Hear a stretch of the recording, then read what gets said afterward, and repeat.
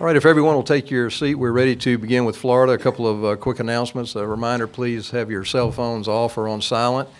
As soon as we complete the session with Coach McElwain, we'll have a photo op, a still photo op, and a video photo op with both coaches and the trophy up here, and then we will continue on with Coach Saban. Also a reminder, Commissioner Sankey will have a press conference in this room today at 3:30, so you're certainly welcome to attend that. And Florida's practice today will be at 4:30. First 15 minutes will be open to media.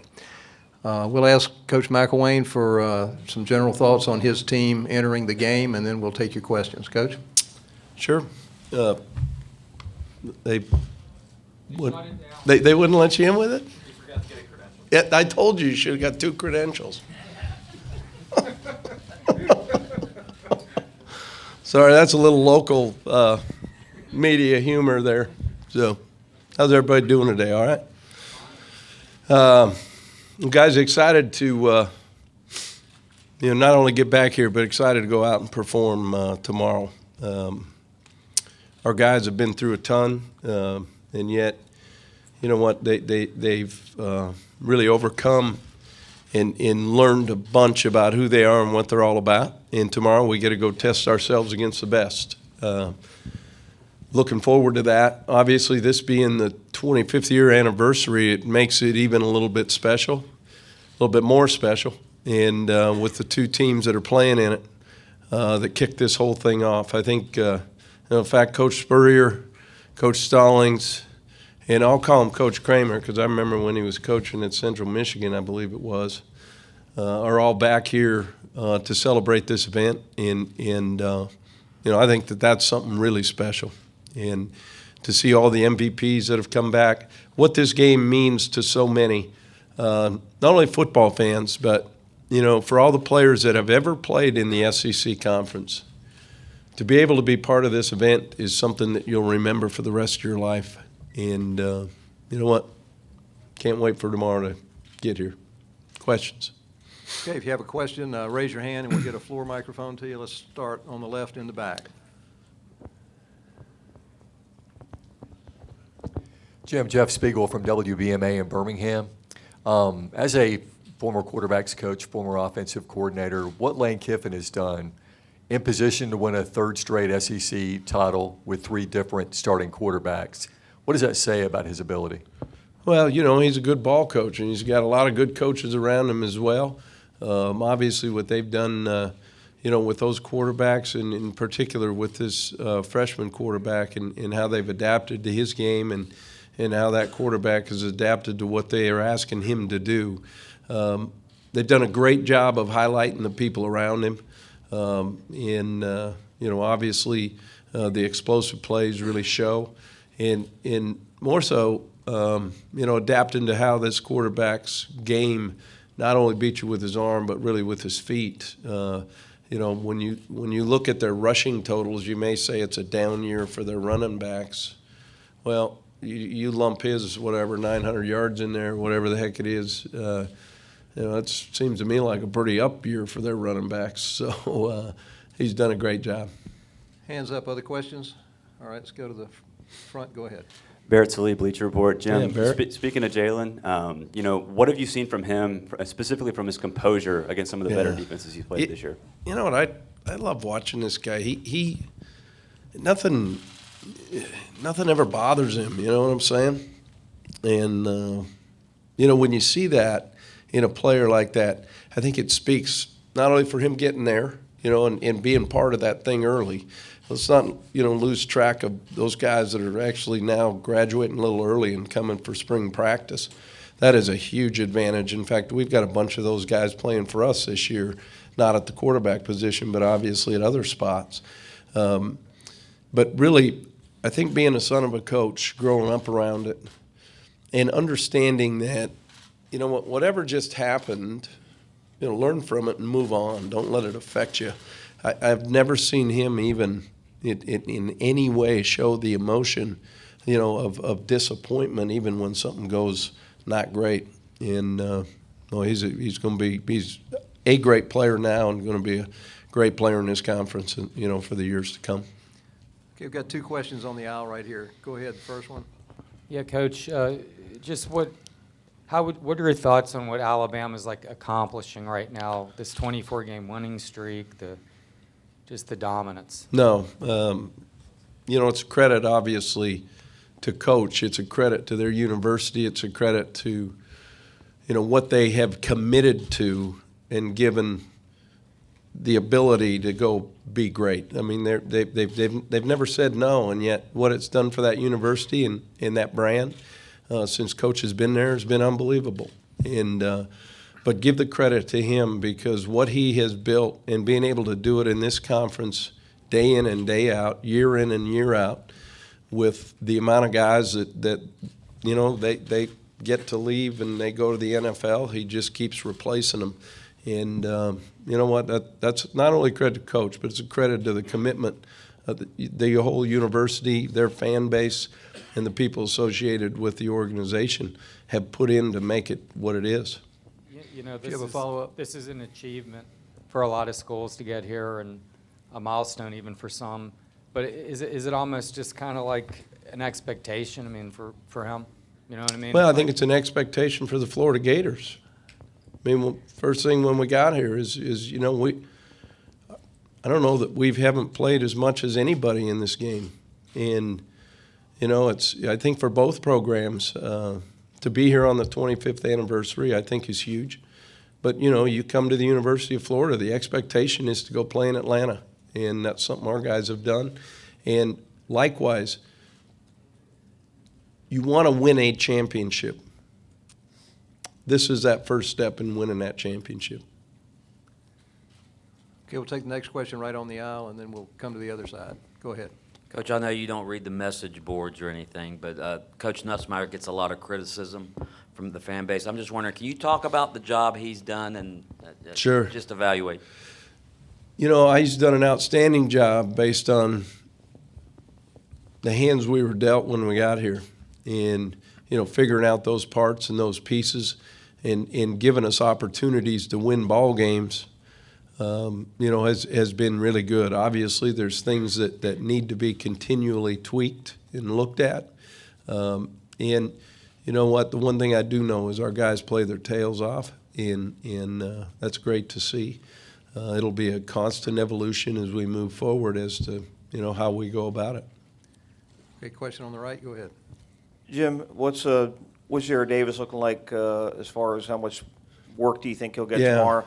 And even if he's in there for something less than a full-time role, will that be an emotional lift? No, there's for the no defense? doubt about it. And I expect him to play.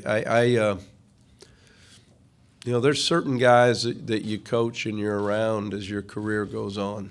He's one of those guys that if there's even a little opportunity, he's going to do everything he can to be out there.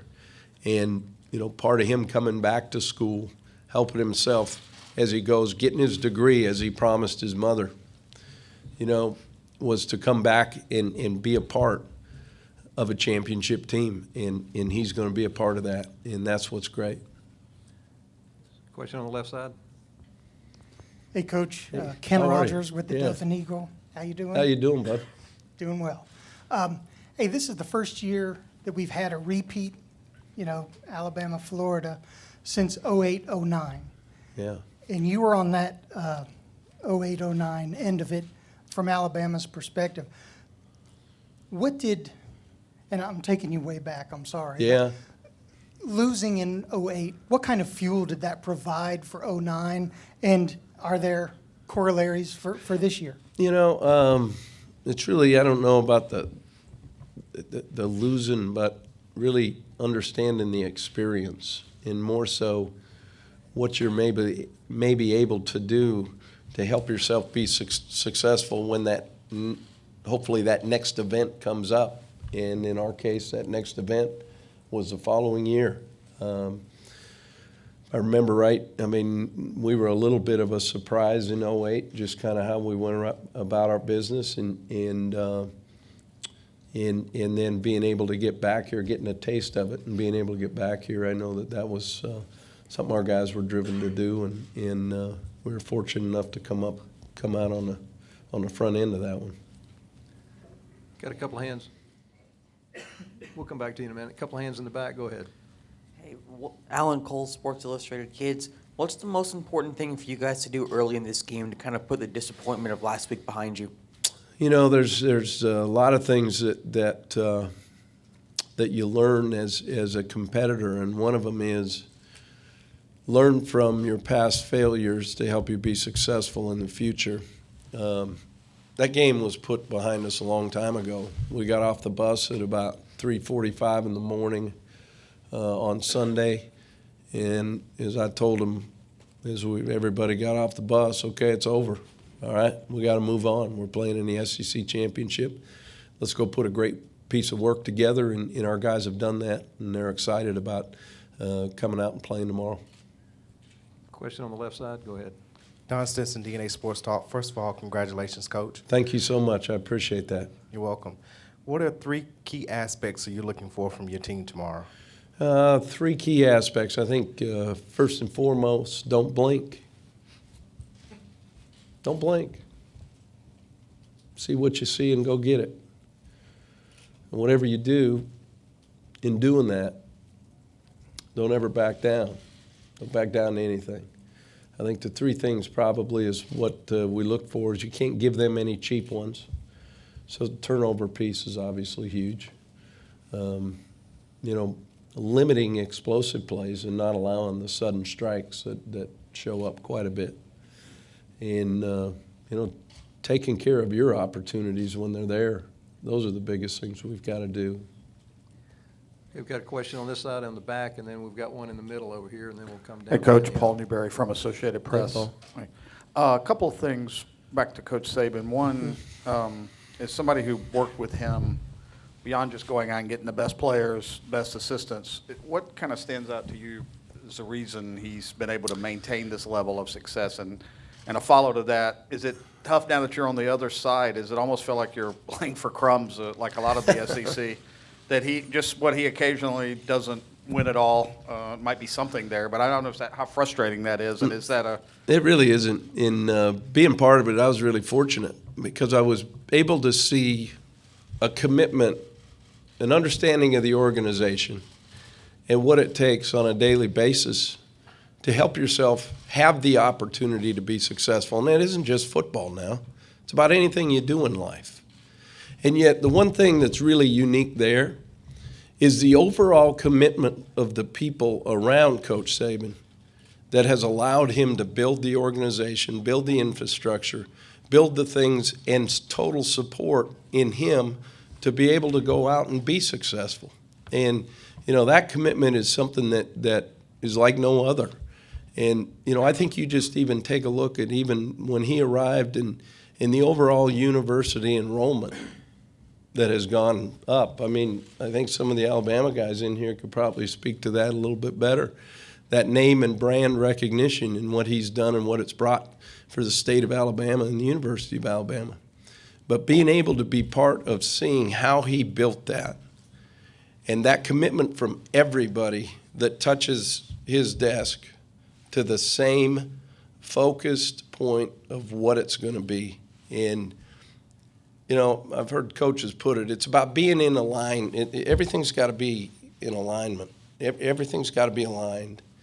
And that's one thing he was ahead of his time as far as making sure everybody was aligned. And, you know, it was a fascinating working experience. Well, here's a good thing. We were able to go to Colorado State and impart some of that and get that thing jumped around in you know, a pretty short fashion. I'm really proud of what we're doing right now at the University of Florida. A lot of those same principles and values of being successful. You know, we're a great place now. We have the same opportunity to go be able to do that. And, you know, that's what's good. And seeing where we're at, we're a long ways from getting to where we're going to be. And yet, you know what, we probably got here a lot quicker than a lot of people maybe even thought. And I can attribute that to a lot of the things that I was able to learn from Coach along the way. Let's take that last question. Pardon me? You don't consider them obviously your opponent unbeatable, like a team, as long No, it's not unbeatable at all. I mean, no. That's, last time I checked, I think we're a pretty good football team. Say question on the right side.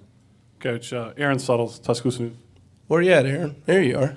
Hey, you prepared for this Alabama defense last year. They had a pretty stout front seven. They lost several of those guys, but is it possible they're better? Yeah, up front this I year? actually talked to Coach about that today at the luncheon deal we were at, that they're different. In what I mean by that, the speed that they have right now is better than I've ever seen. And they still have those big guys in there when they need them. But really, the overall team speed is something that I think has really stood out to me as we spent the week watching them, and a couple crossover games that you get when you're working in the season.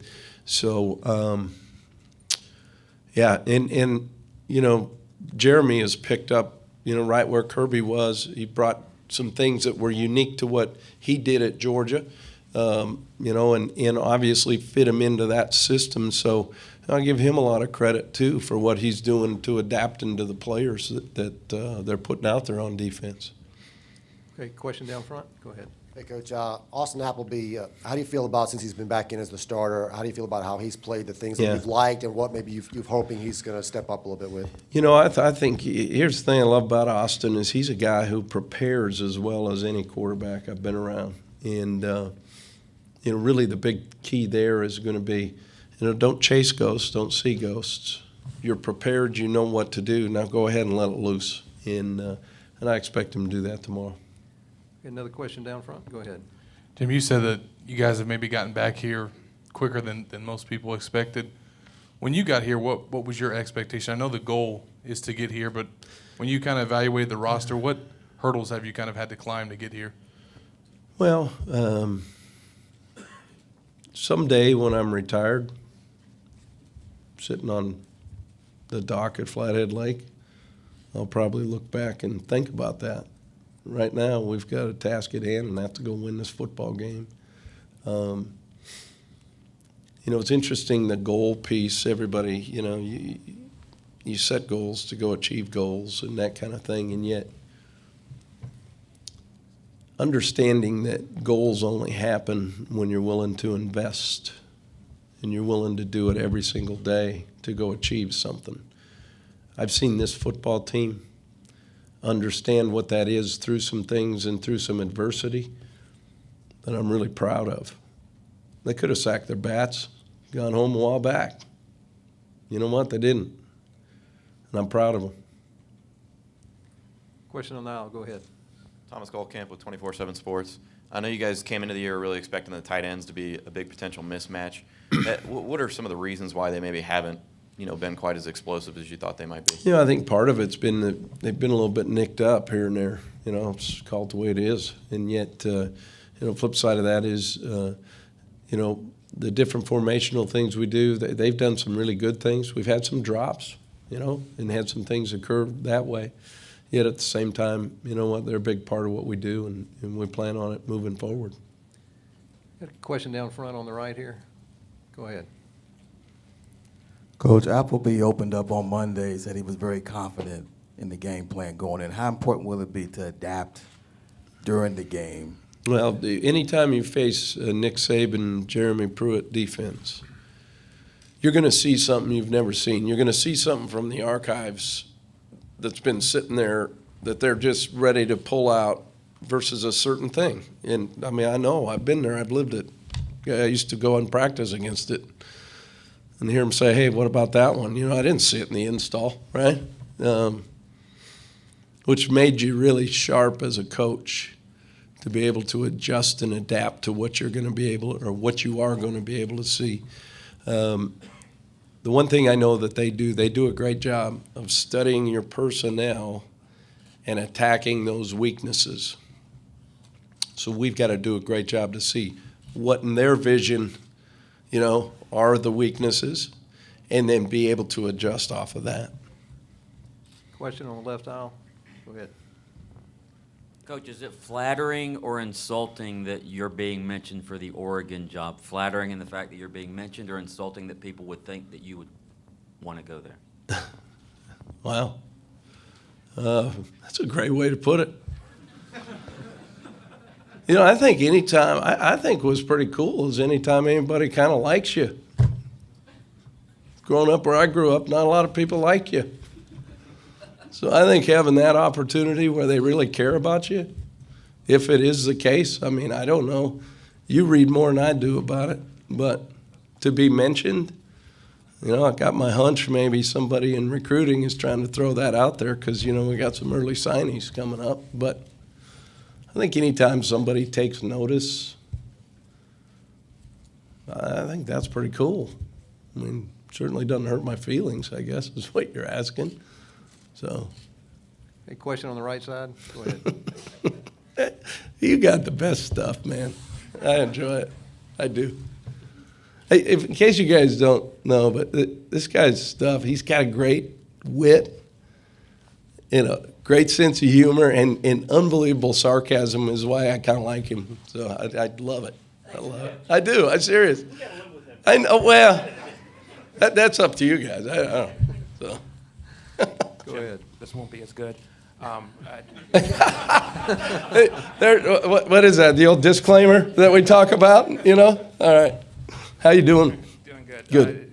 You talked about how they were pretty creative in the way they were able to come up with defensive schemes. How challenging is that for you to maybe think of something different, kind of creative, maybe special for this kind of game? Well, I think one of the things that you do, and, you know, I even go back to when we played them when we were at Colorado State. Some of the things that I know at least kept them up there for an extra 10 or 15 minutes, you know, that might mess with their matches or whatever that is, you know, whatever those things are. So doing a little bit of that, trying to keep them off balance from that standpoint and not letting them zero in and target, you know, what you're going to do is really going to be the key. Question on the left? You mentioned the recruiting aspect of the coaching rumors. I guess how do you deal with that from a recruiting standpoint? And at what point do you, or does it have to reach a certain level where you're like, all right, we do have to address this with our recruits that I'm not going to Oregon or whatever the rumor is at the time?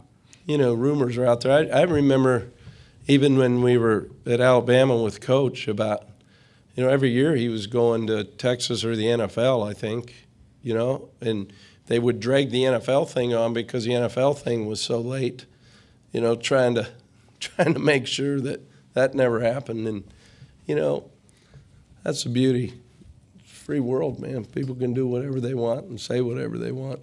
I know how excited I am to be a Gator. Hands up, other questions? All right, let's go to the right side in the front. Coach, a couple times this week you've mentioned the infrastructure that Nick Saban's been able to have at Alabama.